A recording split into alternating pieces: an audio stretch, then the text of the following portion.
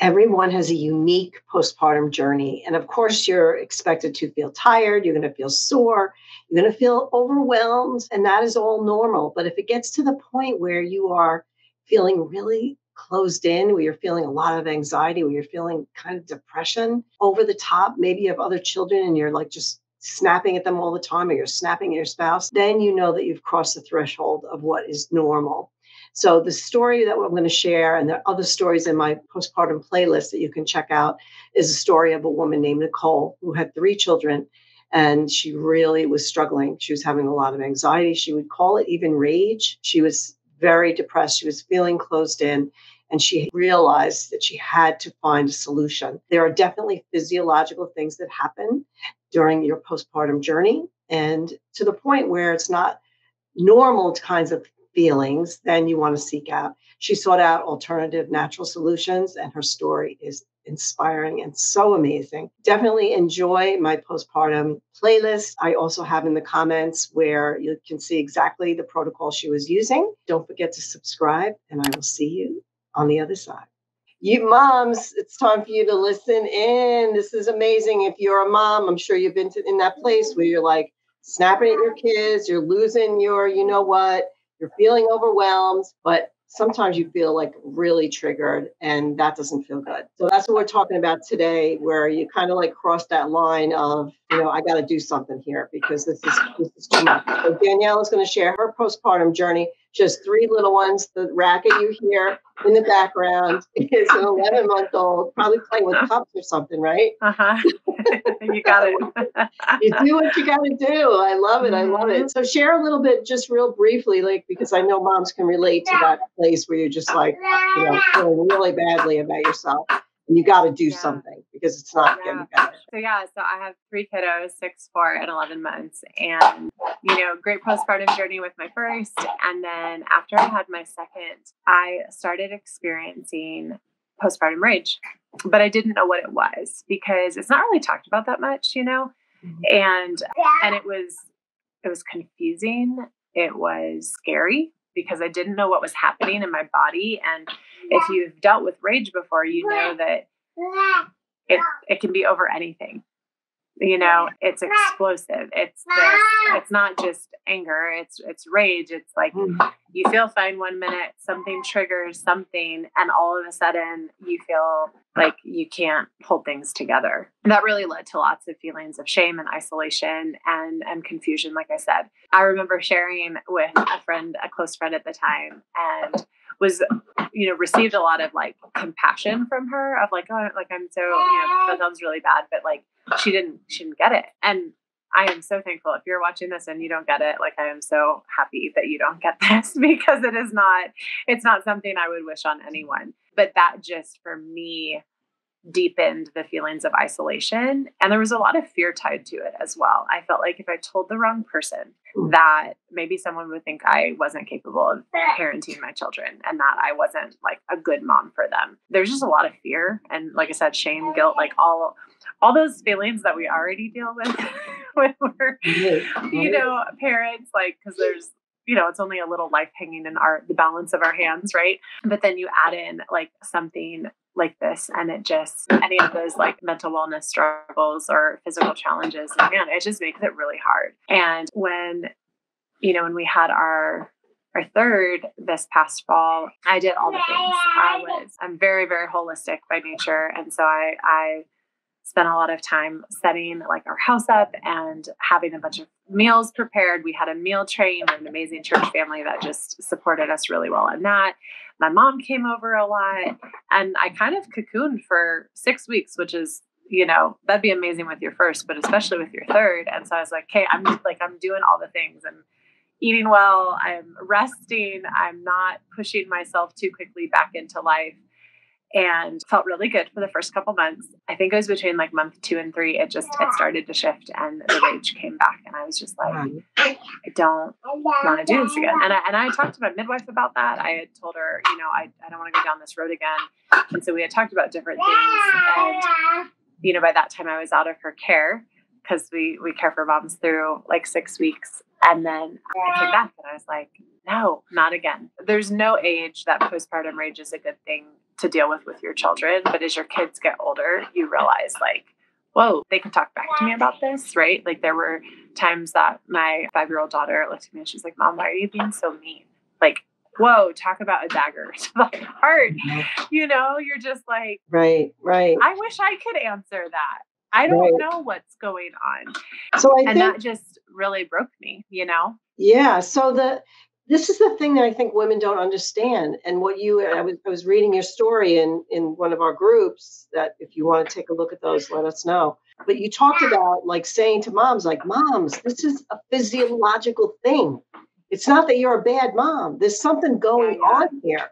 So let us know what you found and how that changed everything.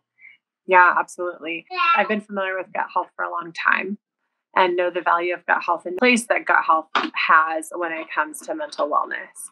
And had seen a couple different friends sharing about these gut-brain axis supporting products. And I was doing things for my gut, but not doing things for that gut-brain axis. And so I was like, okay, like just felt this really strong draw. Like I have to try this because I can't continue this way, right? And so I did that, moved forward with these products to support that gut-brain axis, right? And day 2, I didn't yell at all. And I was like, what? You know, I'm not talking rage. I'm just saying like I didn't raise my voice at all because that I didn't realize how that was so much a part of my days. You know, it had become kind of the norm. And then day 3, I woke up with this abundance of joy. Like I felt bubbly, almost like a cheerleader. It honestly felt kind of out of body. I was like, what's happening right now? I'm too happy. But it was in that moment that I realized I had also been walking through postpartum depression. And I had no clue because it wasn't the way that I had heard postpartum depression explained. Because actually postpartum rage and postpartum depression are very intertwined. And the postpartum rage can often be a sign of an underlying postpartum depression. And so I saw massive shifts. I saw the overwhelm decrease. I saw my capacity increase. I saw that low level irritability go away. I saw like my ability to handle change and messes and running late and like all the things, like it was like those weren't triggers anymore. I could recognize that my kids were kids. I was able to enjoy my kids, like really see them as like who they were and be present in that moment. Something that ties into at least the depression piece is you really feel like it's you against the world. And I didn't realize how much that was happening. It felt like everything that happened was this personal attack on me, you know, like spilled a cup of water. Why are you trying to make my life so hard right now? Right. And it's not that it is that, it's just that you're in a place, or I was in a place, right, where there's no capacity for anything to go wrong.